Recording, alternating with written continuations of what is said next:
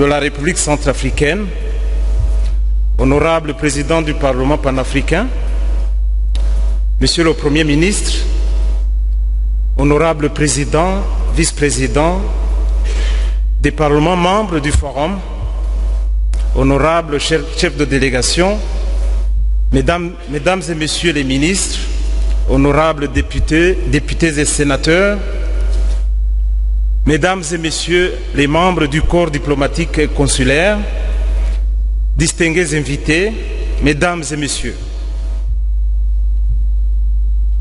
Tout d'abord, permettez-moi de prendre cette opportunité pour remercier son Excellence, Monsieur le Président de la République centrafricaine, qui a bien voulu accepter de rehausser de sa présence cette cérémonie d'ouverture de la 8e Assemblée plénière du Forum des parlements de la CIRGL. Je remercie le Président de l'Assemblée nationale de la République centrafricaine pour avoir accepté d'abriter la tenue de cette session et d'avoir pris une part très active dans son organisation. Je voudrais aussi remercier le Président et les parlementaires du Forum pour avoir fait le déplacement de Bangui afin de participer à cette session. Je profite également de cette opportunité qui m'est offerte afin de saluer la présidence soudanaise du Forum au cours de cette année 2017 pour son leadership et particulièrement pour l'honneur que nous a fait le président en exercice de visiter le siège du secrétariat à Kinshasa, en République démocratique du Congo, du 22 au 26 octobre de cette année. Excellences, Monsieur le Président de la République, honorables parlementaires, distingués invités, mesdames et messieurs. Comme vous le savez tous, cette 8e Assemblée plénière revêt pour moi un parfum particulier. Avant de revenir brièvement sur ces 6 années passées en votre agréable compagnie, à travailler pour la paix dans la région des Grands Lacs, j'aimerais revenir sur les points clés de notre rencontre. Nous sommes à Bangui. Je répète, pour que vous l'entendiez mieux, nous sommes à Bangui. Il y a quelques années, cette phrase aurait suscité de l'inquiétude, voire de l'effroi. Mais nous sommes dans la capitale centrafricaine, parce que nos sœurs et nos frères ont su construire la paix, aplanir les différences et permettre un vivre ensemble. Ne nous leurrons pas. Il s'agit d'un processus et non pas d'un achèvement. Et le Forum des parlements continuera à accompagner la République centrafricaine comme elle l'a fait depuis le début de la crise. Cette situation encourageante ne doit pas nous faire oublier les réalités douloureuses de notre région.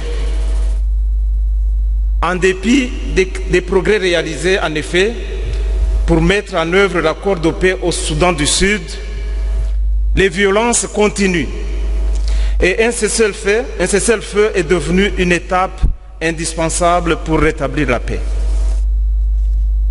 En République du Burundi, des progrès ont été réalisés. Cependant, le dialogue interburundais en cours, qui a repris à Arusha la semaine passée, nécessite une impulsion plus grande pour le rendre plus inclusif encore, afin de favoriser le retour d'une paix durable. Les processus électoraux en République d'Angola, République du Congo, en République du Kenya et en République du Rwanda montrent la vitalité et la détermination de notre région à rechercher pour ces populations une ère de stabilité politique et une amélioration de la gouvernance. Cependant, des défis subsistent, notamment le problème de la corruption, comme nous le verrons au cours de cette session. Et le Forum des parlements a à cœur de continuer à mener la réflexion afin de les relever. Ces élections se sont déroulées conformément aux dispositions du protocole sur la démocratie et la bonne gouvernance de la Conférence internationale pour la région des Grands Lacs. La publication du calendrier électoral en République démocratique du Congo constitue une avancée pour le pays et la région. Ce calendrier fixe les élections en décembre 2018.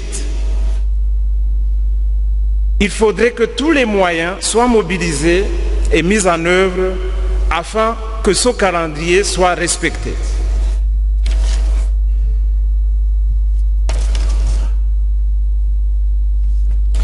Excellences, Monsieur le Président de la République, honorables parlementaires, distingués invités. Dans toutes les cultures représentées à notre auguste Assemblée, il existe un proverbe pour marquer l'unité avec des nuances linguistiques, bien sûr, selon les pays. Et je cite, « Un seul doigt ne suffit pas pour laver le visage. » Et les 6 années que j'ai passées à vos côtés m'ont permis de témoigner de la solidarité régionale et surtout de l'appui que chaque État membre a pu apporter au Forum des parlements.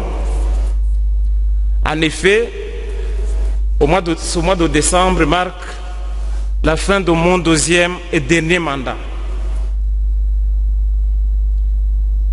Je peux témoigner que chaque tension, divergence d'opinion ou contestation au cours de nos débats ont pu être résolus grâce au dialogue et je voudrais vous en remercier très sincèrement. J'ai eu l'honneur de diriger le secrétariat général du Forum depuis ses premiers pas jusqu'à aujourd'hui. Et c'est avec une émotion particulière que je me tiens devant vous pour partager en quelques phrases ces 6 années de notre histoire commune. Depuis la signature de l'accord interparlementaire instituant le Forum des parlements en 2008 et ma prise de fonction en janvier 2012, le rôle du Forum des parlements a été d'apporter une contribution parlementaire significative dans la mise en œuvre du pacte sur la sécurité, la stabilité et le développement dans la région des Grands Lacs. Depuis la création du Forum des parlements, nous avons tenu au total 8 assemblées plénières et 17 réunions du comité exécutif. Nous avons reçu 4 visites de présidents en exercice du Forum au siège à Kinshasa et je voudrais les en remercier. Nous avons rendu opérationnelles 4 des 5 commissions permanentes du Forum. Nous avons pris de nombreuses résolutions fortes dans 4 domaines principaux: paix et sécurité, démocratie et bonne gouvernance, développement durable et lutte contre les violences sexuelles et basées sur le genre. Ces quelques chiffres témoignent de l'engagement du Forum et de son secrétariat général de participer activement à la paix et la prospérité de notre région. Car il s'agit d'engagement aussi bien institutionnel que financier. Et d'un point de vue institutionnel, le Forum des parlements s'est inscrit dans une démarche multilatéraliste, en collaborant autant avec des partenaires divers que des institutions de la Conférence internationale pour la région des Grands Lacs. En outre, le Forum des parlements a entrepris au travers des séminaires et ateliers de renforcer les capacités des parlementaires du Forum sur plusieurs thématiques notamment la responsabilité des parlementaires dans un processus de paix et de réconciliation dans un pays post-conflit, le rôle des parlementaires dans les processus électoraux ou dans le développement durable de la région des Grands Lacs. Ces échanges ont abouti à l'identification de bonnes pratiques. Ensuite, la mise en place des commissions a été un tournant décisif pour le Forum des parlements. Elles sont des organes essentiels composés de parlementaires et qui permettent de porter la réflexion sur des problématiques importantes pour la région. Enfin, plusieurs missions d'information parlementaire et d'observation électorale ont été menées à bien, permettant ainsi aux parlementaires du Forum de contribuer à la paix et à la sécurité dans la région des Grands Lacs. Pour mémoire, je voudrais signaler que le Forum a organisé 4 missions d'information parlementaire ici en République centrafricaine et le Forum était ici pour observer les élections législatives et présidentielles. Excellences, Monsieur le Président de la République, honorables membres, distingués invités, Excellences, Mesdames et Messieurs, je ne peux terminer cette adresse sans vous exprimer mes plus sincères remerciements pour cette histoire commune à défendre les intérêts régionaux au-delà des intérêts partisans.